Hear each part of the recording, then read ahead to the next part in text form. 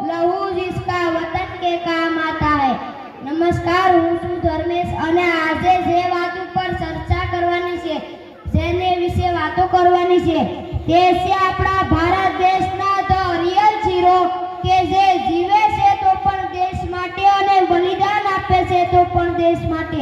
તમે બધા સમજી જ ગયા હશે હું કેના વિશે વાતો કરી રહ્યો છું।